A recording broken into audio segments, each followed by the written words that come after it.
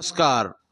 मैं रवि निषाद, पूर्वांचल रफ्तार। इस समय मैं मौजूद हूँ लोकसभा सदर 64 गोरखपुर। गोरखपुर मैं विधानसभा सहजनवा में आया हूँ। यहाँ लोकसभा विधानसभा प्रभारी मुरारीलाल मौर्य जी जो प्रधान निवास के हैं, इनसे जानना चाहते हैं कि समाजवादी पार्टी का क्या विजन है, क्या तैयारी है। आपका मेरे चैनल पे स्वागत है। धन्यवाद आपके चैनल को। ये बताइए, मोदी जी की गारंटी चल रही है 400 पार, इस बारे में क्या कहना चाहते हैं? मोदी जी की 400 पार की गारंटी केवल धोखा है और जनता मोदी जी के 400 पार की जवाब लगा करके 40 पर उनको ला करके खड़ा कर देगी। ये आपके मैनिफेस्टो में, यानी इंडिया गठबंधन के मैनिफेस्टो में क्या क्या है, क्या जनता के लिए, जनता को मैनिफेस्टो में लेकर जनता के बीच में किस तरह आप लोग जा रहे हैं? जनता पसंद कर रही है कि नहीं पसंद कर रही है? समाजवादी पार्टी इंडिया गठबंधन का जो घोषणा पत्र है, युवाओं को जो टेक्निकल है बेकार पड़े हैं उनको 8,500 रुपया महीना पेंशन के रूप में देगी।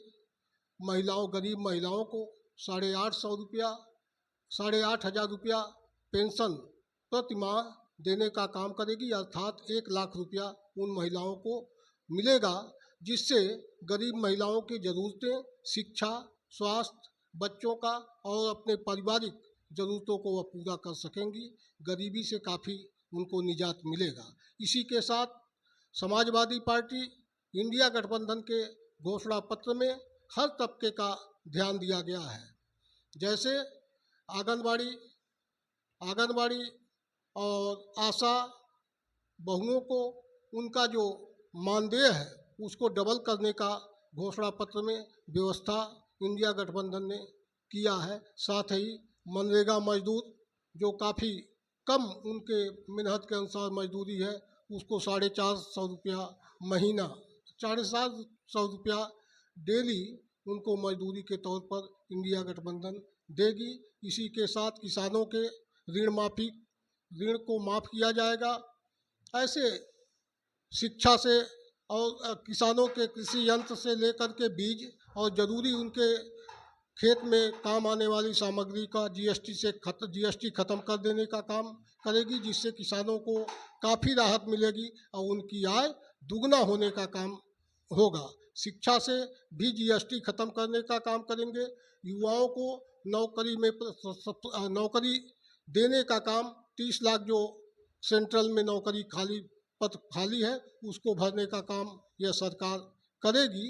यानी हर वर्ग हर तबके के लोगों का या इंडिया गठबंधन सरकार बनने पर सबका ध्यान दिया जाएगा। व्यापारियों की जीएसटी में सुधार करके उनको राहत देने का काम करेगी। कल देखने को मिला जैतपुर में समाजवादी पार्टी काजल निषाद का कार्यक्रम था, वहाँ सपा कार्यकर्ताओं को गिरफ्तार किया गया। इस बारे में क्या कहना चाहते हैं? यह भारतीय जनता पार्टी के नेताओं की साजिश है। इसको केवल मामले को दे करके समाजवादी पार्टी को बदनाम करने की कोशिश की गई है, जो निंदनीय है। जैसे कि देखा गया है कि काजल निषाद इस समय गांव-गांव, शहर-शहर चल रही हैं, क्या उनकी पकड़ निषादों में हो पा रही है कि नहीं, इस बारे में बताएं। भारतीय जनता पार्टी के सरकार के कुशासन से समाज का हर तबका दुखी है, परेशान है। इस देश की अर्थव्यवस्था जर्जर हो चुकी है। आम आदमी अपने ज़रूरतों को पूरा नहीं कर पा रहा है, परेशान है।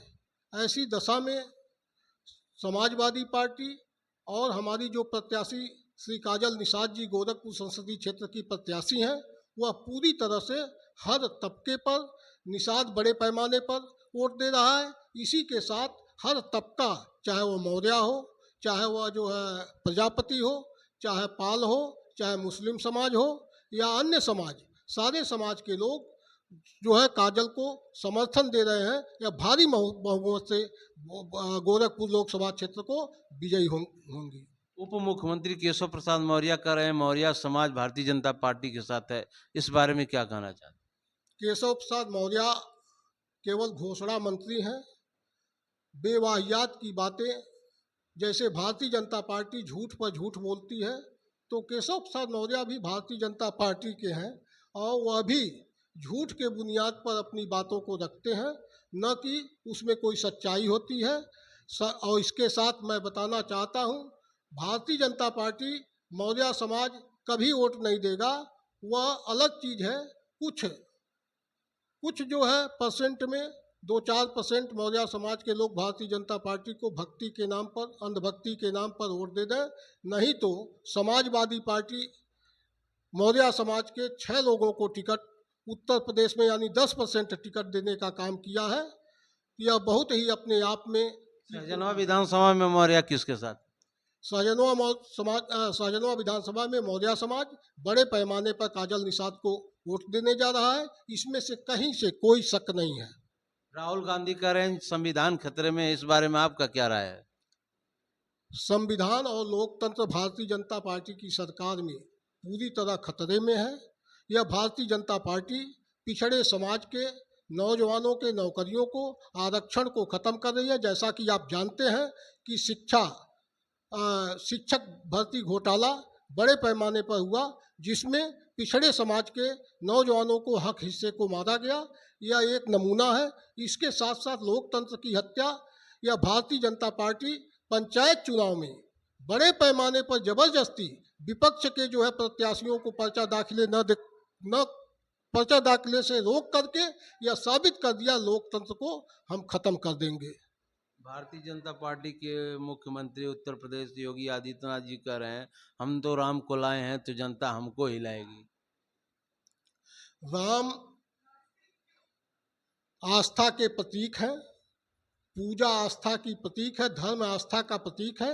यह व्यक्तिगत मामला है। यह भारतीय जनता पार्टी और योगी जी केवल धर्म का इस्तेमाल कर रहे हैं, जबकि यह मिथ्या है। और धर्म, आदमी, भगवान तो हमेशा रहे हैं और हमेशा रहेंगे।